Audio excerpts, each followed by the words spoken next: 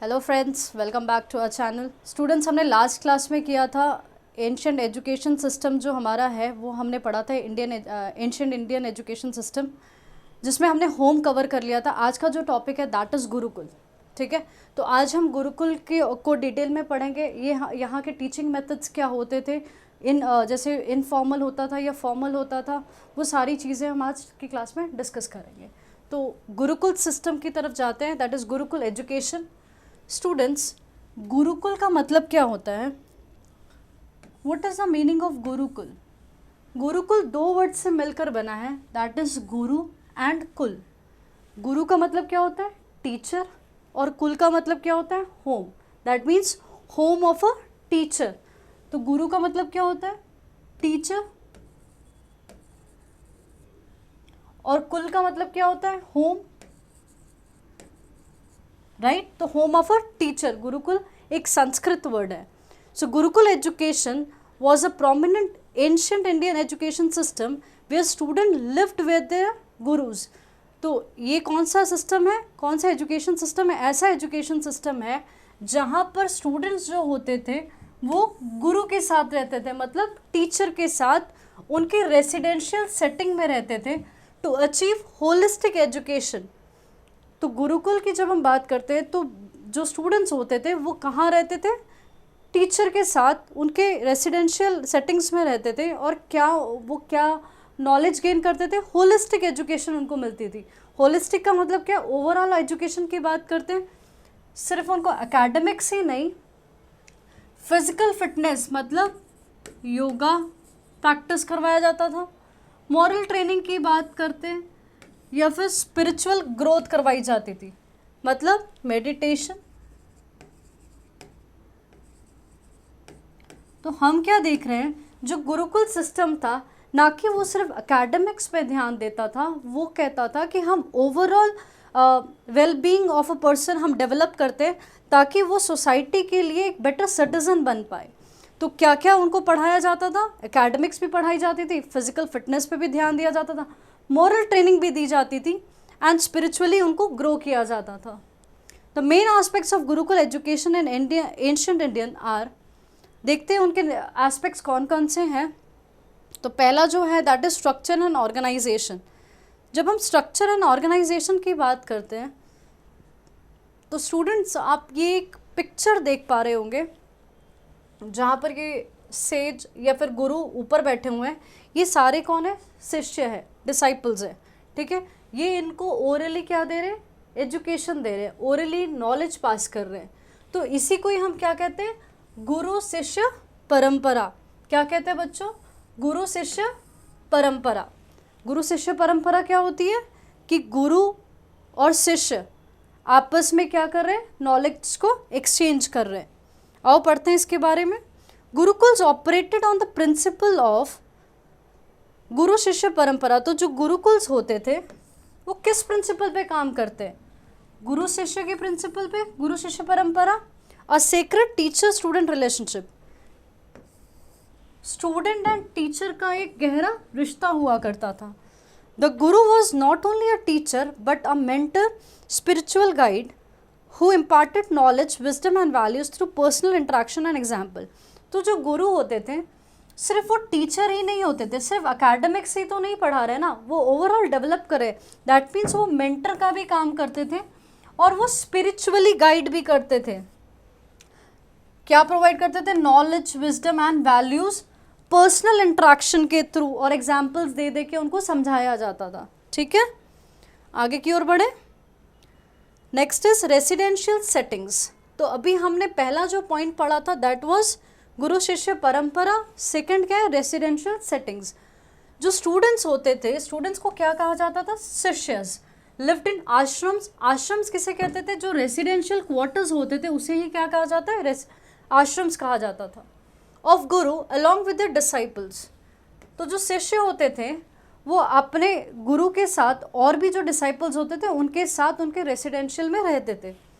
This immersive environment allowed for continuous learning, discipline and cultivation of strong sense of community among the students.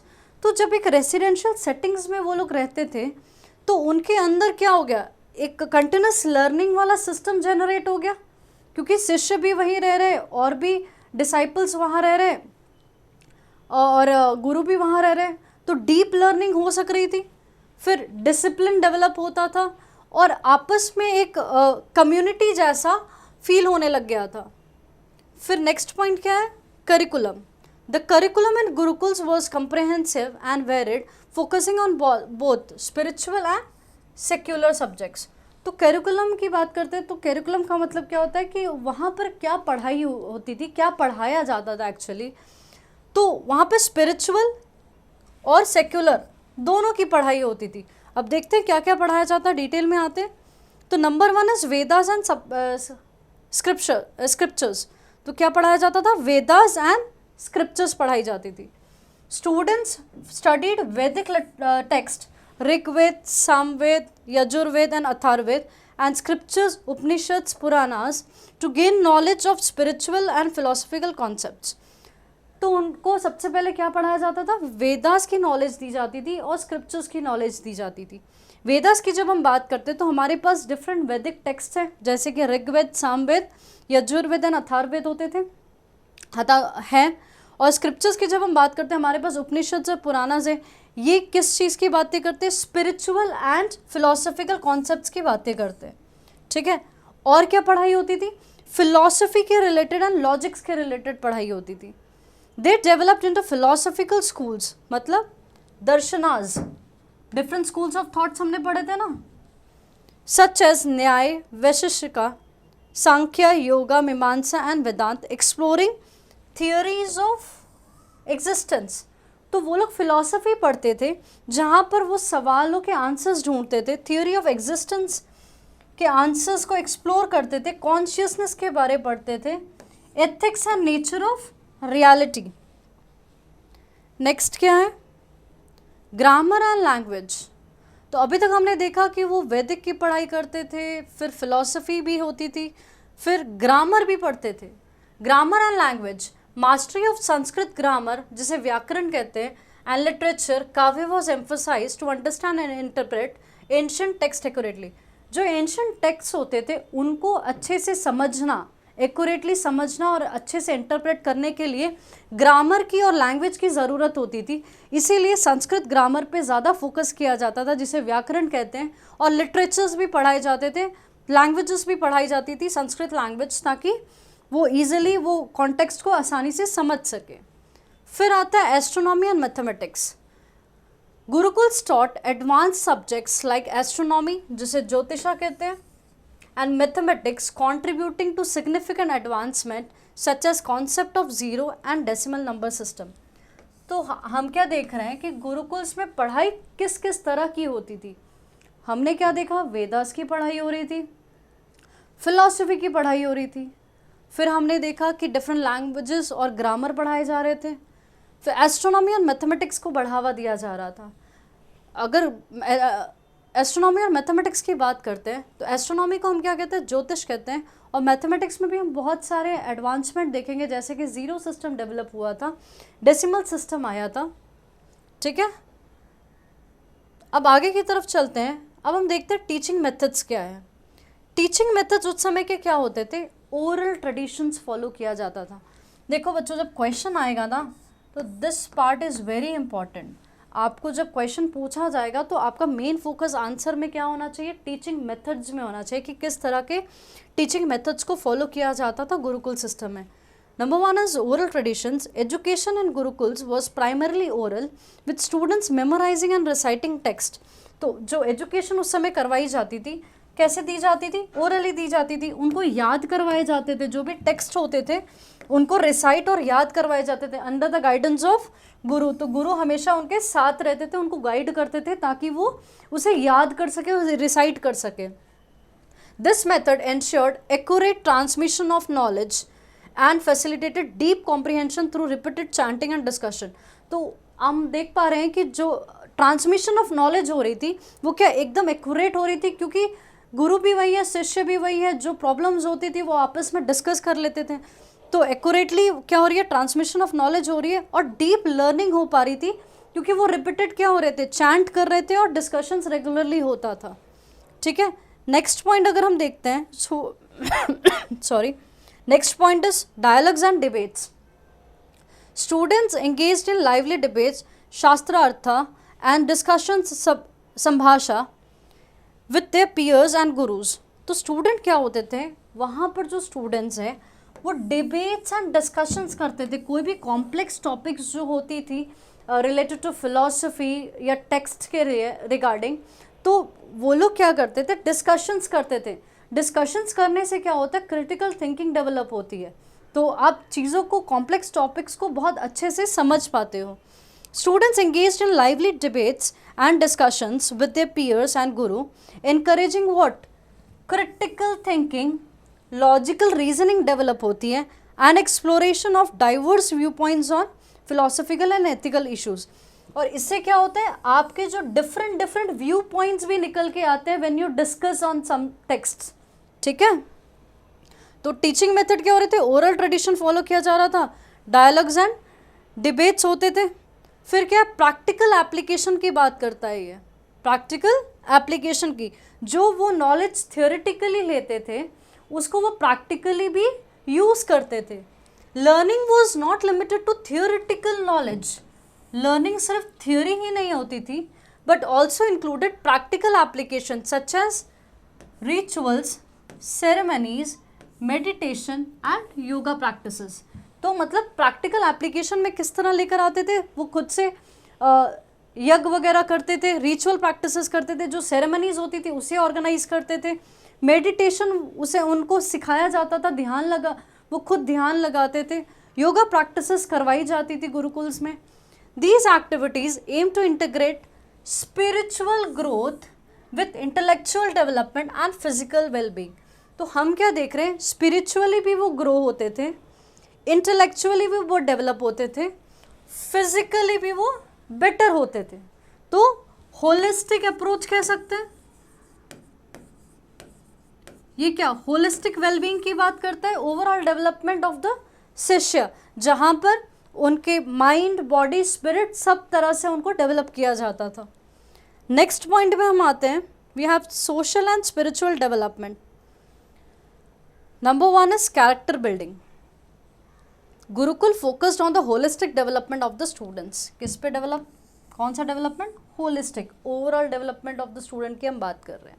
Emphasises moral values, ethical conduct, discipline, humility, respect for others and self-control are essential virtues for personal growth and societal contribution.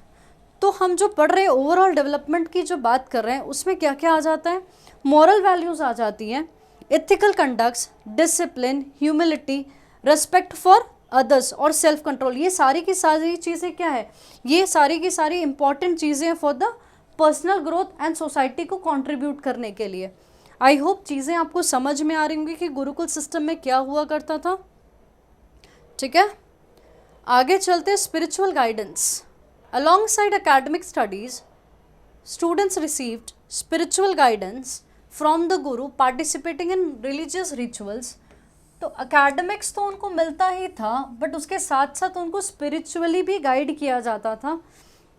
वो participate करते थे religious rituals में, prayers में participate करते थे, meditation sessions होते थे ताकि इनर पीस कल्टिवेट हो सके, स्पिरिचुअल अवेयरनेस हो सके एंड डिवाइन के साथ डीपर कनेक्ट कर पाए.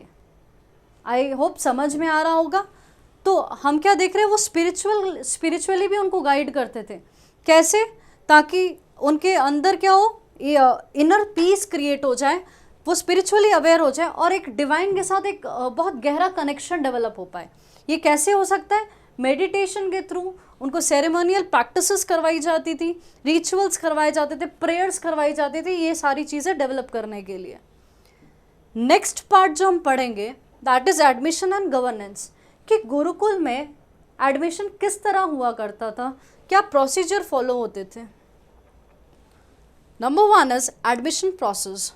Admission to gurukul was open to students from all social backgrounds, although primary accessible to boys from Brahmin families.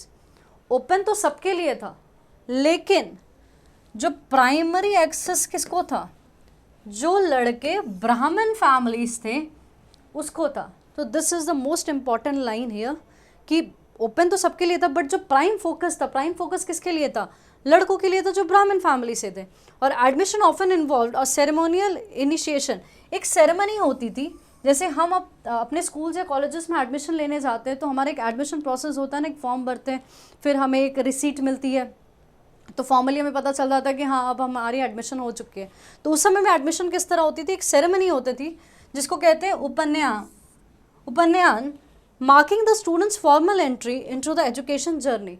तो ये जो सेरेमनी होती थी इससे फाइनल हो जाता था कि फॉर्मल एजुकेशन अब वो बच्चा ले सकता है गुरुकुल से, मतलब फॉर्मली वो एडमिट हो चुका है एजुकेशन लेने के लिए। I hope it is very clear to you. Next point is governing structure. Gurukuls were often part of larger ashrams or monastic communities led by revered sage or spiritual leader. तो basically gurukuls क्या होते थे, गुरुकुल्स में ऋषि होते थे या spiritual leaders होते थे, वो वही लेड करते थे इसे। दे operated autonomously supported by donations. जो बच्चे पढ़ते थे वहाँ पर फीस नहीं चार्ज होती थी। जैसे आज के समय में एजुकेशन में हर जगह फीस चार्ज होती थी, उस समय फीस नहीं चार्ज होती थी। उस समय क्या दिया जाता था, बच्चे गुरु को दक्षिणा देते थे, ठीक है। और जो आसपास के लोग होते थे जो चाहते थे एजुकेशन बढ़े, जो कम्युनिटी के कुछ लोग ऐसे होते थे जो चाहते थे कि स्पिरिचुअली और एजुकेशन बढ़नी चाहिए, वो कुछ डोनेशंस देते थे, उसी से ये प्रमोशन होता था आगे। ये एजुकेशन, ये जो गुरुकुल का सिस्टम है वो सारा गवर्नेंस जो है उसी के थ्रू हो सकता था।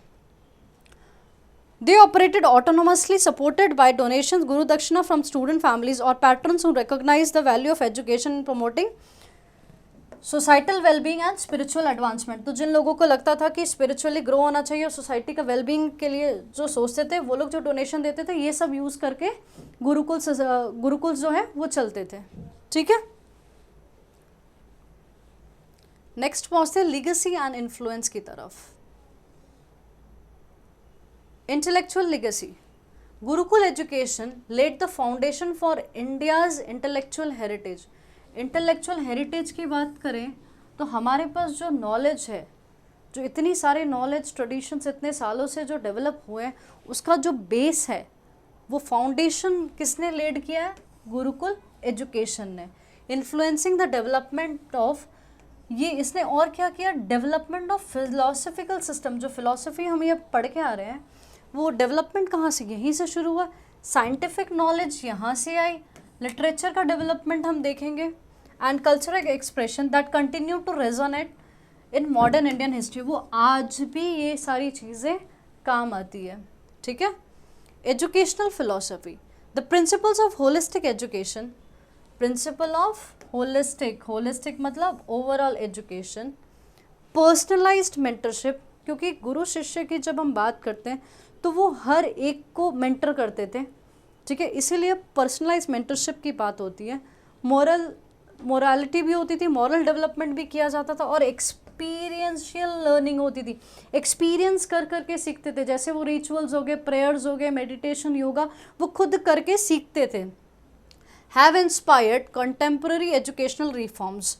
तो ये सारी चीज़ें जो हम पढ़ रहे हैं ना, जो प्रिंसिपल्स पढ़ रहे हैं, holistic education, personalised mentorship, moral development, experiential learning जो है, ये सारे आज भी एजुकेशनल सिस्टम को जो है वो इंस्पायर कर रहे हैं और प्रमोट क्या कर रहे हैं, balance approach, academic excellence, character formation and spiritual.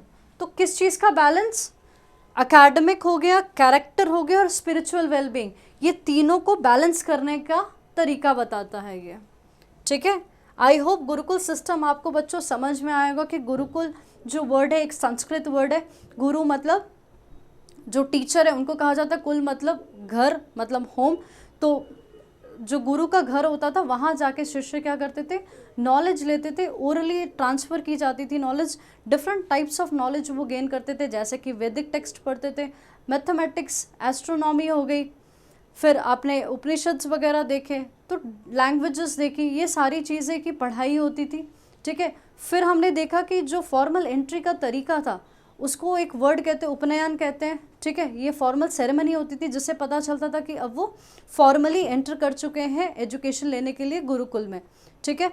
फिर जो गवर्नेंस कैसा होता था वहाँ पर, चीज़ें कैसे हो पाती थी, वो बेसिकली गुरु दक्षिणा जो दी जाती थी, या फिर जो आसपास के लोग होते थे उनको जो लगता था कि सोसाइटी में पढ़ना इम्पॉर्टेंट है या फिर स्पिरिचुअली ग्रो करना इम्पॉर्टेंट है, वो जो डोनेशंस देती थी, ये सारी चीज़ें मिला के उसका गवर्नेंस होता था, ठीक है।